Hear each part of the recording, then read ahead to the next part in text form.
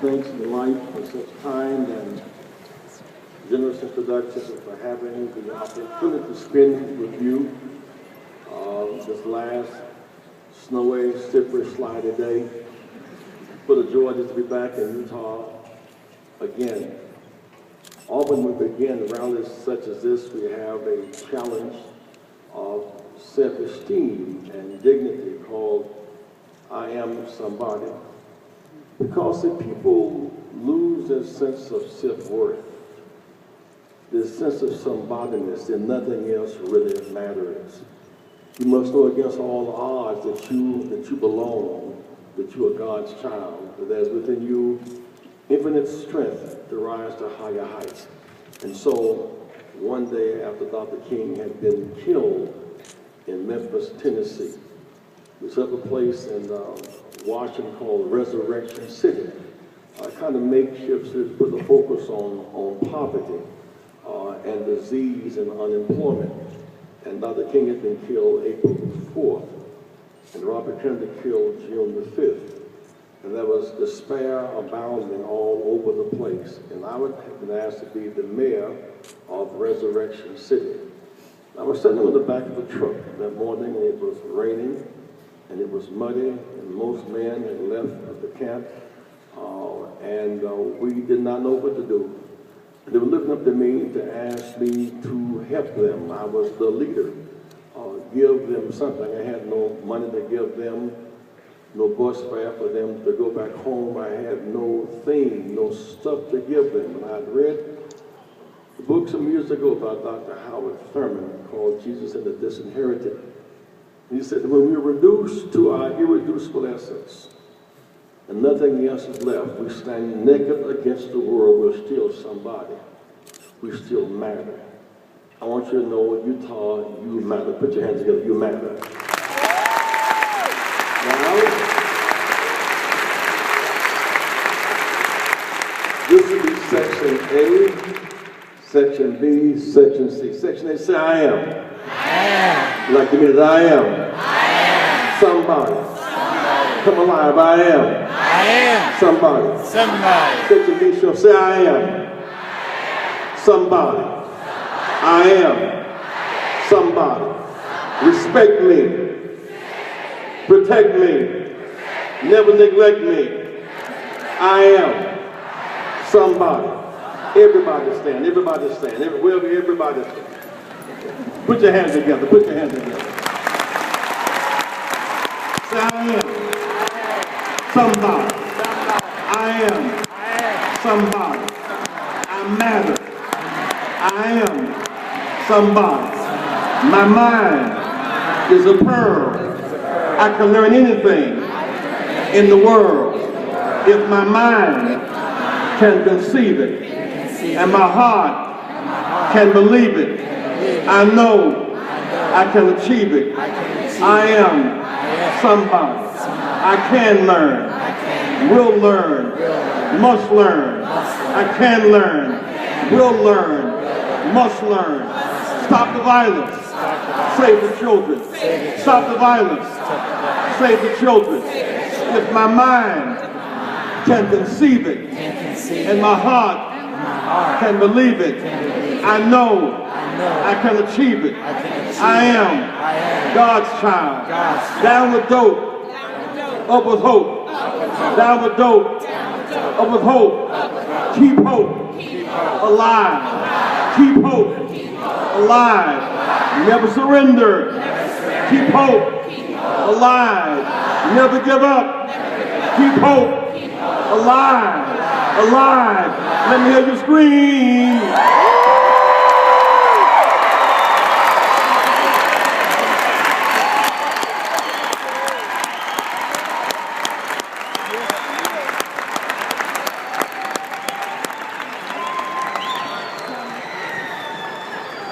So delighted to be with you today. I was blessed to have worked with Dr. King, to have traveled with him, to have been in his pulpit as a speaker, to have stayed in his home to work on his staff, be with him in Memphis when he breathed his last breath. I'm acutely aware of, sensitive to the power of this God-sent man. Today we honor the liberated spirit of Dr. Martin Luther King, one that was an inclusive, universal spirit, rooted deeply in the Black experience of overcoming suffering to achieve. He believed that suffering breeds character. The character breeds faith, and the end faith will not disappoint, faith will prevail. On this past Monday, that was a dynamic historical moment when the observance of Dr. King's national holiday and President Obama's second inauguration converged on the same day. It was both historical and poetic. There, President Obama put his hand on Dr. King's Bible. About 170 miles from Jamestown, Virginia, where the first slave ships landed in 1619. He stood on the steps built by enslaved ancestors, looking beyond the Washington Monument, where even Washington willed his slaves to be freed upon his death. Looking in the distance at the Lincoln Monument, where Lincoln signed the Emancipation Proclamation 150 years ago this year. Between those two monuments is now the monument of Dr. King, a challenge to America to fulfill the unfinished business of the broken promises of 1863 and 1865. He believed that, and I believe now, that when young America comes alive with hope and vitality, you can push the nation forward, resisting paralysis by fear and the status quo. Let me ask you a series of questions now as to where you are. This is so basic to me for us to get a sense of where each other is. If you have a student loan, please stand. If you have a student loan, please stand. Be seated. If you're on student aid, please stand. If you're on student aid. This is a state university. Everybody here is on student aid. Stand. If you know a classmate who has tried drugs, please stand.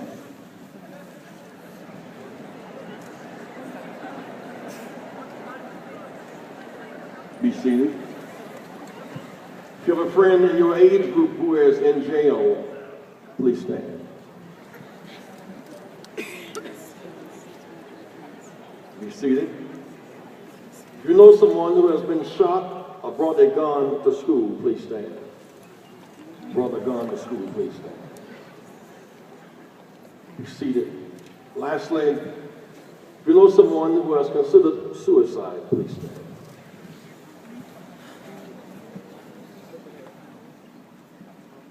Amen. These questions are not liberal, not conservative. They are common. America is a liberal idea.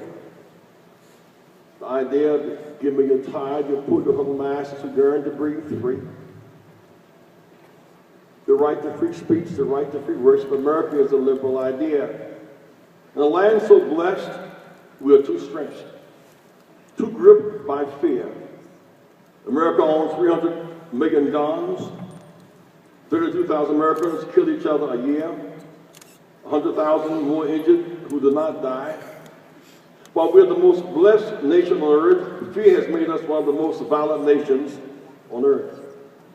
There's simply too much poverty amid plenty, too much separation from racial and religious walls that separate us horizontally, the vertical walls that separate us into radical class polarization. There's too much war, ignorance, and fear, which drives divisive hatred and violence. We as a great nation must not destroy paradise. We're turning the promise of hope into chaos. Fear and violence are undermining the promise. We love what we should hate. Drugs, violence, and guns. We hate who we should love, each other. We should not allow the beauty of the skin complexion to become a badge of shame or ugliness to stand between us and the kingdom.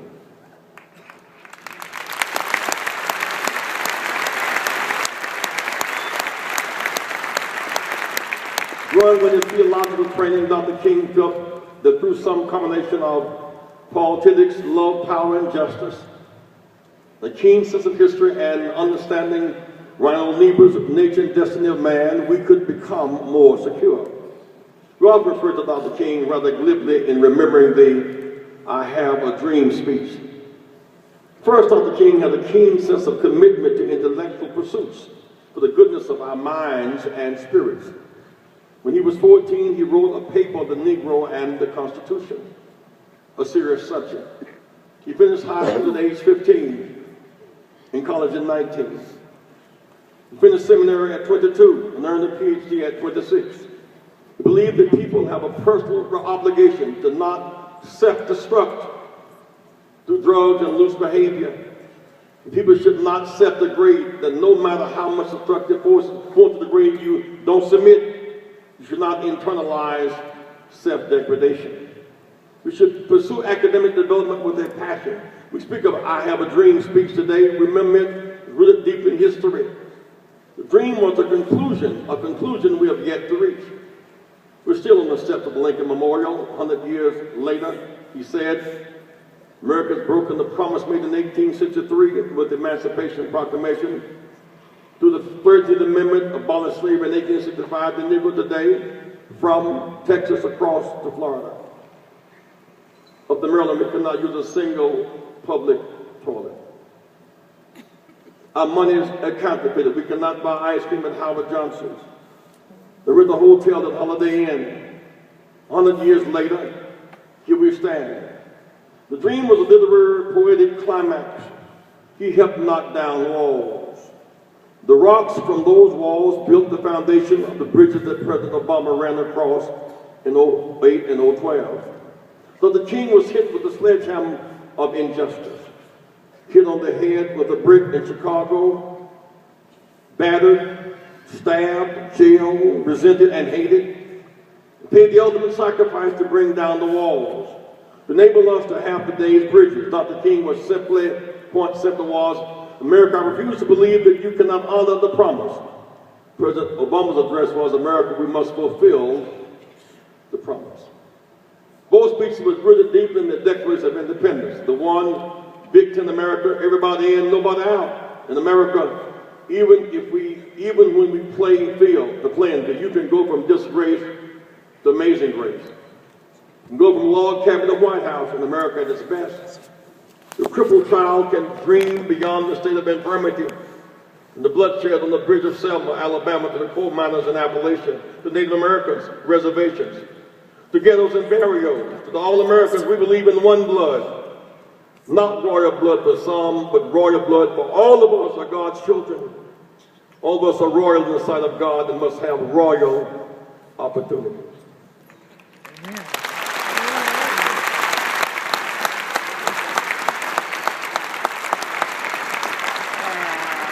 We have learned to survive apart. Now we must learn an even greater lesson, learning how to live together. We learn to survive apart, with walls separating us. Now we must learn an even greater lesson, learning how to live together. How marvelous it is in the world when we see each other through a door and not a keyhole. Take these walls of race and religion and of language and artificial boundaries of ignorance, fear and hatred, violence, and move up, let them come down. When the walls come down, we see each other in real time, in a real way. The South, when the walls came down, we connected Mason and Dixon. The price whites in the South paid for keeping black and brown people down was to stay down with us. The South could not grow.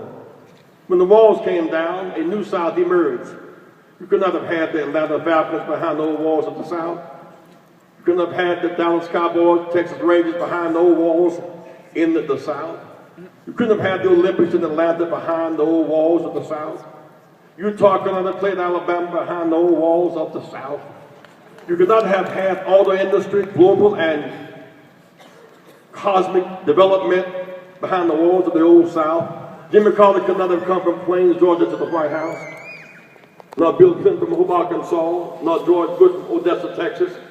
Could not have been the president behind the old wall. When walls come down, the sun was able to shine on all of us. Let the walls come down.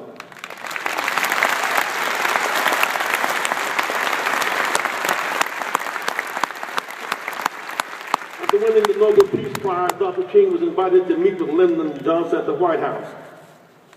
Said to President Johnson, "Give us the ballot. We'll bring forth a new America." President Johnson said, "You know, I hear you, Dr. King. You need the right to vote, but I cannot grant it to you unilaterally. Bad news, Congress can, but they will not give you the vote, so you can't vote. If you do get the vote, the South will shift and change parties. It will be a different country. Somewhere between the blood on the bridge in Selma and the walk to Montgomery, Lyndon Johnson signed the Voting Rights Act August 6, 1965. When he did, Jefferson Davis Democrats, George Wallace and others became Reagan States Rights Republicans. Lincoln Republicans became Lyndon Johnson Democrats. Race drove a fundamental shift in the makeup of both parties. I was blessed to be with Dr. King on his last birthday, as we seek to celebrate his birthday every year around the country. And his day of, what did he do in his day of service? That morning he had breakfast at 8 with his family at home. If he all of us to church around 10 o'clock that morning, he came in his windbreaker jacket and blue jeans and a sports shirt. He being blacks from the deep south, whites and Jewish allies from New York, Latinos, Native Americans, willing to engage in civil disobedience in Washington, to go to Washington and fight back the end poverty at home and the war abroad. He wanted to shift the priorities from killing abroad and fighting the war in Vietnam and to fight the war on poverty at home. He was disgusted we chose to end the war on poverty at home. I was glad that day as a student, I just left jails of Greenville, South Carolina, and Greensboro, North Carolina, returned jail cells into classrooms and dungeons into places of dignity. The day we stood in Washington, King said that from Texas to Florida, up to Maryland, I say to you, people of color couldn't use a single public toilet. How disgraceful.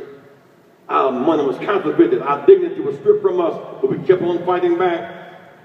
I was with him in Memphis when he was shot April 4th. We had a staff meeting on the Saturday before in his office. He was despondent.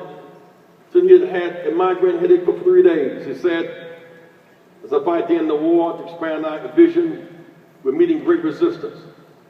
He said, nobody seemed to understand me. I was against violence in Alabama when whites bombed my house, my wife and child inside. I resisted black retaliation at that time. I was against violence in the streets of our cities. I'm against violence in Vietnam. You can't reconcile a bloated military budget with the need for houses and health care and education. He went through 3 moves. You see, first he said, I thought about quitting. Maybe I have done as much as I can do. In 13 years, we won great victories. We won the battle to get from the back of the bus. Civil Rights Act of 64, the Voting Rights Act of 65. Maybe I should quit. I've done the best I could do. It's number 2, maybe if I would fast until death, those strategic disagreements will come around my bedside and we can agree on the larger issues. And the young said, Dr. King, don't talk that way. Doc said, and don't say peace when there is no peace. Then all of a sudden, he was overcome by a spirit and said, we can turn the mountains into a plus and go forward. Let's go on to Memphis and keep fighting back. So I took copious notes. He reminded me of Jesus going through the 3 moves. Let this cup pass from me. Praying as disciples slept. And then thy will be done. Out of the roots of this faith, Dr. King is now the great prophet and transformer of America. You must seize the world anew, elementary school to college, and let nothing break your spirit. Life is full of choices and consequences. You must choose future over funerals, life over death, hope over despair. We are a blessed nation. We're just 6% of the human race. Russian Republic is 6%. Together we are about 1/8% of the human race. The 7/8 will no longer be dictated to by us. Half of all human beings are Asian. 1/8 African, 1/4 Nigerian. Most people in the real world today are connected by science and technology, iPods and iPads in real time. English is a minority language in our hemisphere. Learn more than one language.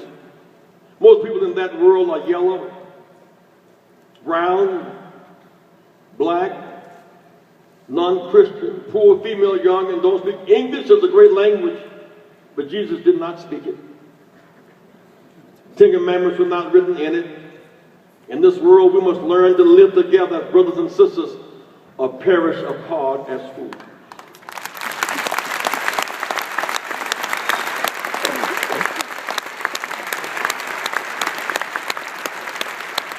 In that world, love is the answer. Love builds bridges, indifference and hatred builds walls. Two seeds of equal strength are planted in the ground. A wall is put between them, and you water the both. One stunted and cannot grow. It's not a lesser flower. It's something called photosynthesis. It cannot grow because it does not have access to the sunlight. When the sun shines in, we can all grow. Utah, let the sun shine in on all of God's children.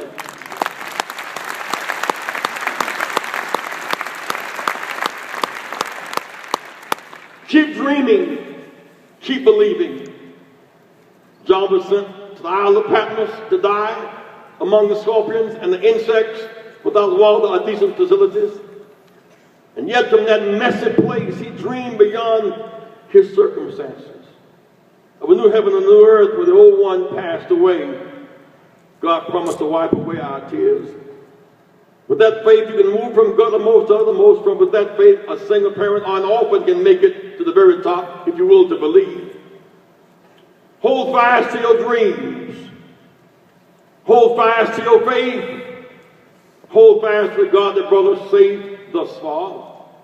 I hear the writer saying, if I forget the old Jerusalem, let my tongue cleave to the roof of my mouth, my head, my fingers, my hand lose its cunning. I hear the question being raised down through the centuries after the children of Israel got across the Jordan River. In times to come, what shall we tell the children? Tell them there's a brighter side. Tell them to choose hope over dope in life, but tell them peace, not war. Tell them reconciliation, not retribution. Tell them courage, not cowardice. Tell them humility, not arrogance.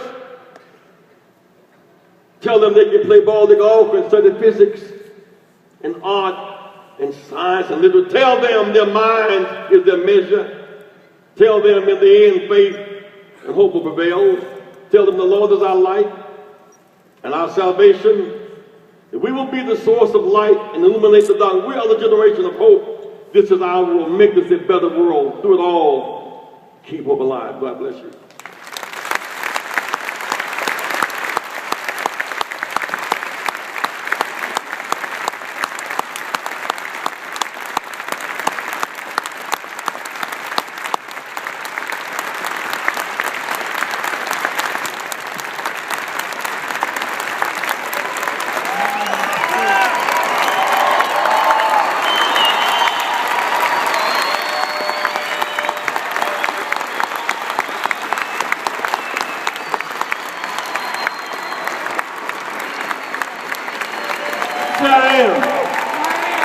I am somebody. I am God's child. Red and yellow, brown, black, and white.